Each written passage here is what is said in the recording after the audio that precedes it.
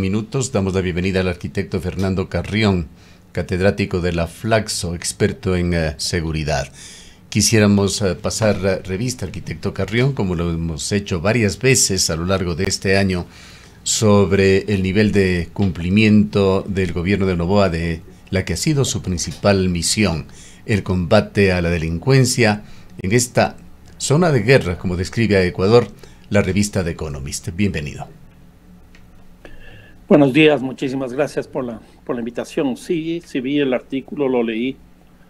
No me ha satisfecho en absoluto porque esa es una forma básicamente de estigmatización que hacen los países centrales a los países que estamos en vías de desarrollo. Entonces, esto del narcoestado no se sabe ni qué mismo es, pero, por ejemplo, el Ecuador no es productor de cocaína. Hay países productores de cocaína que no están considerados como tales. Luego, esto del narcoestado simplemente se califica al Estado. ¿Por qué? Porque hay una lógica contraria al Estado, más bien buscar formas de privatización del mismo. Entonces, yo creo que no corresponde. Lo que se logra es estigmatizar, pero creo también que lo que ustedes acaban de pasar respecto de ese informe, entre comillas, que hace el gobierno sobre la seguridad, tampoco corresponde con la realidad. Yo creo que el Ecuador sin duda está viviendo un nivel muy alto de violencia, pero también está reduciendo. Yo creo que es cierto. Si nosotros miramos la tasa de crecimiento de la población, hemos pasado de casi 6 homicidios por 100.000 habitantes en el 17 a el año pasado 47 homicidios. Es una cosa impresionante. Pero también debemos decir que el Ecuador no ha sido un país tradicionalmente de baja tasas de homicidio. Si nosotros vemos la tendencia histórica, al menos desde el año 80 para acá, pues el crecimiento de la violencia desde el 80 hasta el 2010, es decir, esos 30 años es un incremento muy alto de la violencia. Se llega a 18 homicidios por 100.000 habitantes. Entonces, ese juego de palabras, esa cosa de decir que nosotros hicimos mucho y que el Ecuador es una isla de paz, etcétera, pues a mí me parece que no corresponde y en general no ayuda mucho a la comprensión del problema y mucho menos a la definición de políticas de seguridad. Arquitecto Carrión, buenos días. ¿Podemos decir entonces que Ecuador no es un narcoestado? ¿Puede convertirse en un narcoestado? ¿Está a puertas de convertirse en un narcoestado? Le escuchábamos hace poco al mismo presidente Noboa hablando de estas 2.000 hectáreas o algo así de siembras de cocaína. Después los mismos militares dijeron que no sabían en dónde exactamente estaban estas plantaciones. Pero ¿cuál es la posibilidad o cuál es la situación actual del país en este contexto de violencia que efectivamente usted manifiesta que no ha cesado? Coyunturalmente quisiera añadir, antes de escucharle, arquitecto Carrión, que el día de ayer justamente acaba de llegar a un punto culminante el caso Metástasis, en el cual se desentrañó por parte de la Fiscalía ecuatoriana toda esa trama, esa red de corrupción de altos funcionarios del Estado, particularmente aquellos relacionados con el manejo, la administración, la justicia ecuatoriana, que ha dejado también en muy mal predicamento a Ecuador. A ver, si es o no es un narcoestado, me parece que es una pregunta inocua. Es una pregunta que no nos resuelve nada, que no nos ayuda para nada, más que estigmatizar. Por ejemplo, el caso de la OEA tiene un dato que es muy interesante, que dice que de la cantidad de recursos que genera la cocaína, el 1% se queda en los lugares de producción, de cultivo de coca. El 24% en los lugares de tránsito. Es decir, en América Latina se queda el 25%. El 75% se va a los países de consumo. Básicamente yo diría los Estados Unidos. Los Estados Unidos es un narcoestado con el 75%. América Latina más o menos genera 400.000 millones de dólares de una cantidad impresionante. Los países de consumo 3 veces más a eso. Yo creo que los países de consumo son narcoestados. ¿Por qué los países de producción, tránsito, etcétera, que solo se apropian del 25% son narcoestados? A mí me parece que ese tipo de conceptos no ayuda en absoluto. Y claro, estamos avanzando también, no solo que hay una reducción de la tasa de homicidios, sino lo que señalan ustedes, la justicia está moviéndose. La justicia no es una cosa tan de un día para otro. ¿Qué es lo que ocurre? Nosotros hemos recibido cooperación internacional. América Latina ha recibido cooperación internacional. Colombia tiene 7 bases militares de los Estados Unidos. Y el año pasado acaba de romper el récord en términos de áreas de cultivo y de producción de narcóticos. Colombia ha sido calificada como un país, un narcoestado. Ahora, ¿qué es lo que ocurre? Si nosotros tenemos, lo que decía hace un momento, que en América Latina se lava más o menos 400.000 millones de dólares, esa es una cantidad exorbitante, es una cantidad muy grande. ¿Dónde se lava? No se lava en el Estado, se lava en el mercado, se lava en el sector privado, se lava en la economía. ¿Por qué no se critica eso? Se critica exclusivamente el Estado. Yo creo que esos artículos, como señalo, no responden a la realidad y lo que terminan simplemente es estigmatizando y no ayuda a definir políticas públicas. Ahora, arquitecto, esta presencia ya indudable de del narcotráfico en las distintas instituciones del Estado, hablamos de su presencia en la política, en los procesos electorales, en los gobiernos autónomos, en la justicia, como estamos viendo a través de estos casos que se están ventilando en distintos procesos, y en el mercado. Y en el mercado también. Ahora, a propósito de eso, esta nueva norma del presidente de la República para reducir, combatir, el lavado de activos, poniendo estos impuestos a los vehículos usados, a la compra-venta de vehículos usados. Sin embargo, estas posibilidades de incursión que se han facilitado en los últimos años del narco en las distintas instituciones, en la policía, en el SNAI, en el ejército. Esto trae sin duda alguna también consecuencias y vemos con muy poco optimismo que esto pueda cambiar. Sí, porque no se están haciendo las políticas que se deberían. Ahora, de todas maneras, yo sí creo que la tasa de homicidios ha bajado, lo que señalaba hace un rato. La tasa de crecimiento que tuvimos del 2017 al 2023 se ha modificado sustancialmente, ya no tenemos esa tasa de crecimiento. ¿Cuál sería una tasa actual de homicidios por 100.000 habitantes cuando se llegó a ese pico que usted mencionaba de 47, casi un récord mundial?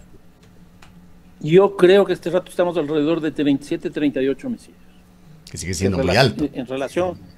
que es muy alto, que en relación a los 47 es una baja, pero sigue siendo una tasa muy alta, Ahora, no hay que olvidarse, por ejemplo, el día en que el presidente hace la declaración de conflicto armado interno, la Asamblea Nacional de forma unánime, cosa que nunca ha ocurrido, le felicitó al presidente. El propio expresidente Correa salió y lo felicitó y dijo que estaba de acuerdo. Aquí lo que hay es un problema de que las salidas autoritarias tienen mucha atracción. El caso del presidente Uribe en Colombia, 20 años dominó Colombia. Y acaba de estar aquí en el Ecuador y fue recibido como héroe después de haber invadido territorio ecuatoriano. El caso del presidente Calderón en México, 6 años. Y ahora Bukele. Y ahora Noboa. Ahora, ¿qué es lo que ocurre? No hay que medir la violencia exclusivamente a partir de homicidios, que si bien los homicidios han bajado, lo que nos está pasando en territorio ecuatoriano es que han subido secuestros y han subido extorsiones. Entonces, lo que hay que hacer es un conjunto de delitos y ver si es que ese conjunto de delitos son los que están cambiando o no están cambiando. Es una especie de canasta, como se mide la inflación. Entonces, así hay que medir también la violencia. Pero ¿qué es lo que ocurre? En el Ecuador no se ha hecho una encuesta de victimización desde el año 2013, es decir, hace 11 años, cuando Naciones Unidas establece que eso se debería hacer cada 2 años. Ahora, uno de los principales objetivos de la violencia es el de obtener riqueza de manera ilegal, presionando, coercionando a la ciudadanía, a las instituciones públicas o privadas. Y vale la pena analizar también qué pasa con ese submundo de la economía catalizada justamente por la criminalidad.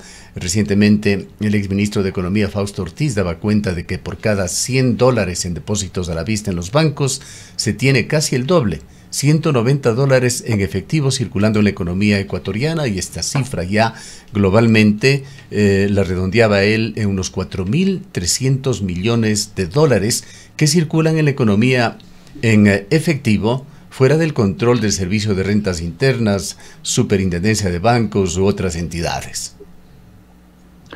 No, yo creo que ese es el problema principal. Lo que pasa es que nosotros hemos migrado o transitado de una violencia tradicional, que era básicamente robos, hurtos y asesinatos de violencia interpersonal.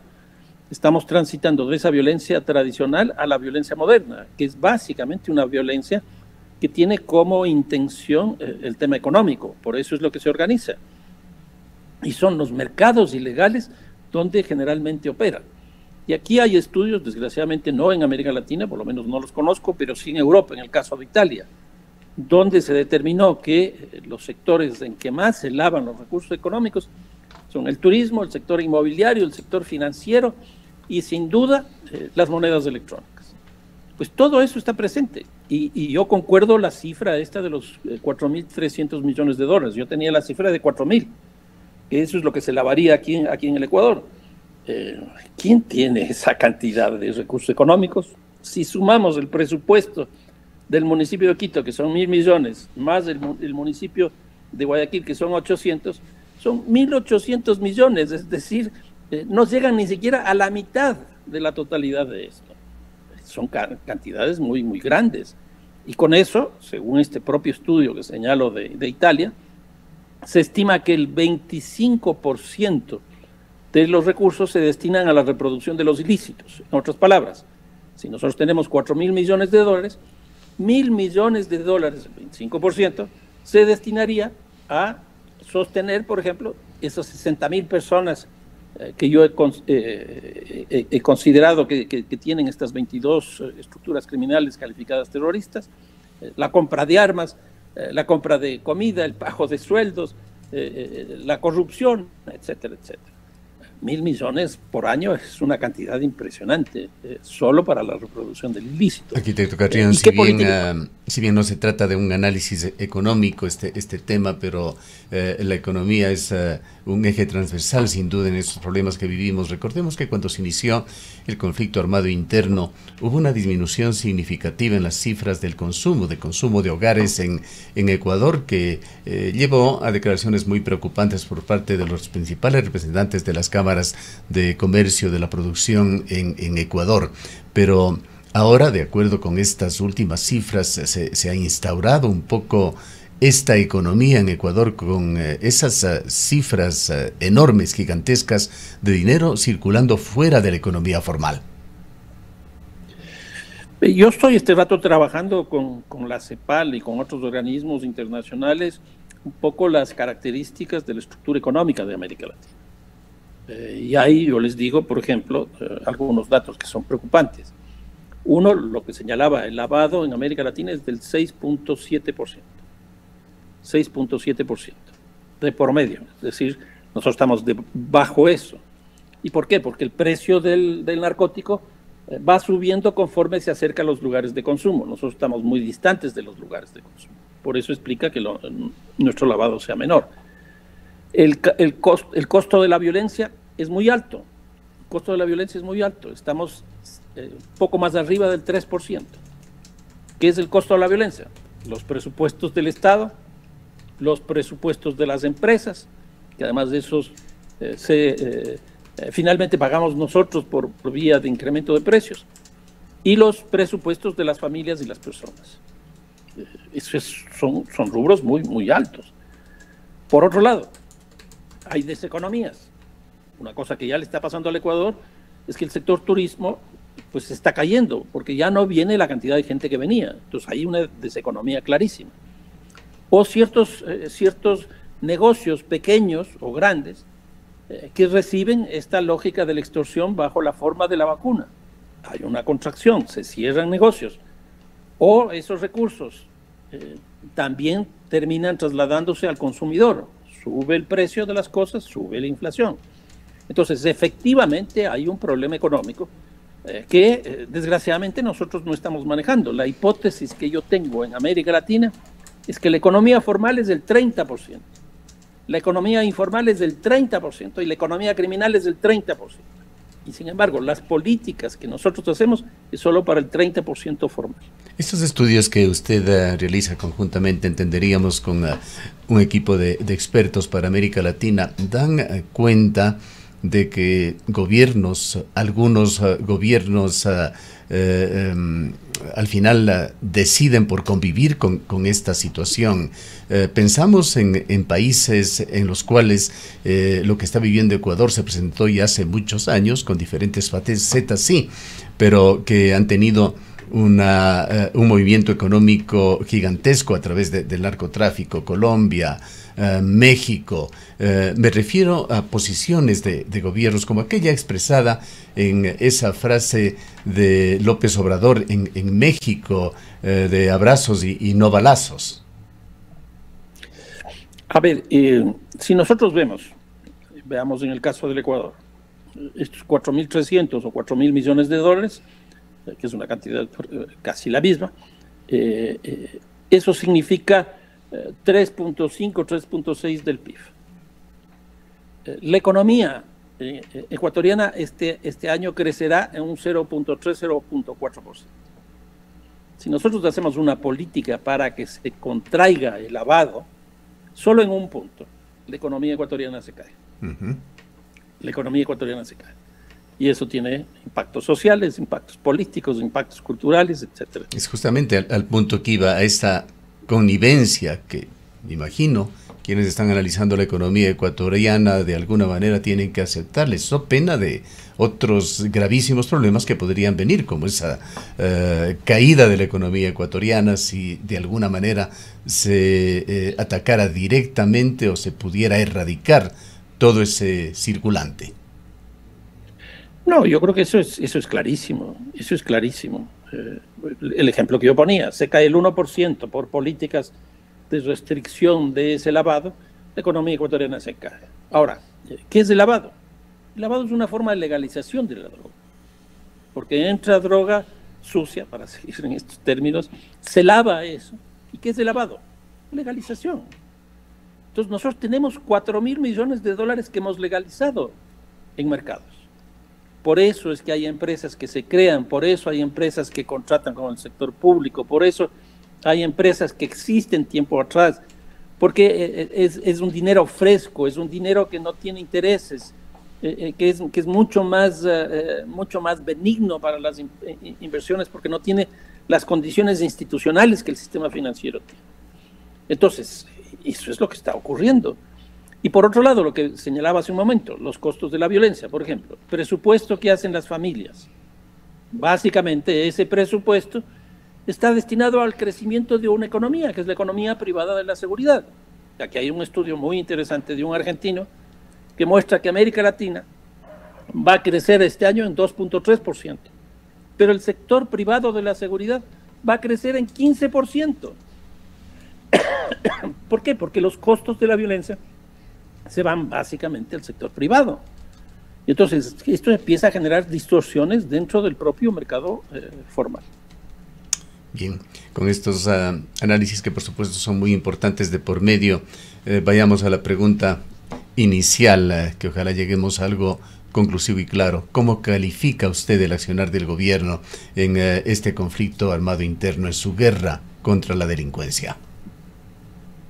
Yo creo que ha tenido por lo menos 3 momentos, me parece.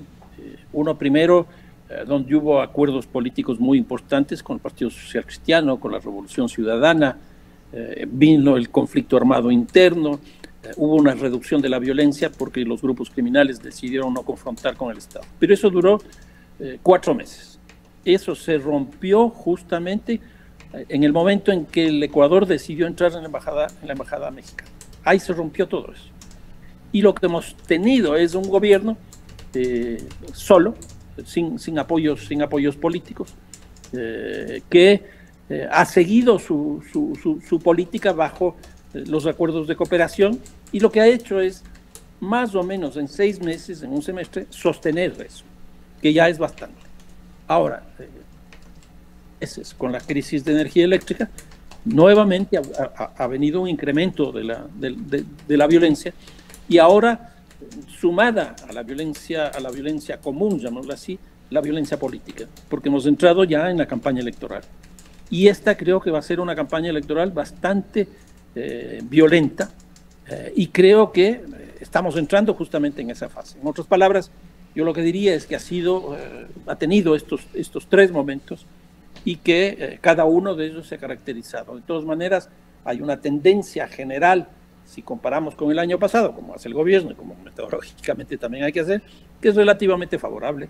Pero frente a esto, lo que tenemos es la política que niega y la falta de una política pública del gobierno ecuatoriano para la percepción de inseguridad. Nosotros seguimos percibiendo que estamos con un problema de violencia muy alto. ¿Por qué? Porque ahora tenemos, por ejemplo, las vacunas que han crecido, los secuestros que han crecido. En términos de geopolítica, ¿qué lectura le dejó a usted la ausencia de mandatarios latinoamericanos en la 29ª Cumbre Iberoamericana de Presidentes que se realizó hace un par de semanas en Cuenca? Yo creo que eso es muy clara, una expresión de una falta de política exterior del gobierno ecuatoriano, por un lado. Por otro lado, ciertos desaciertos del propio presidente en calificar a sus colegas de otros países en entrevistas, y también la situación interna del país, que hizo que justamente no venga ni un solo presidente de América Latina, ni un solo presidente en América Latina. Entonces yo creo que eso sí ha sido un fracaso explícito para la política exterior del Ecuador. Bien. Le agradecemos mucho por habernos acompañado. Bueno, muchísimas gracias. Declaraciones del arquitecto Fernando Carrión, catedrático de la Flaxo, experto en seguridad.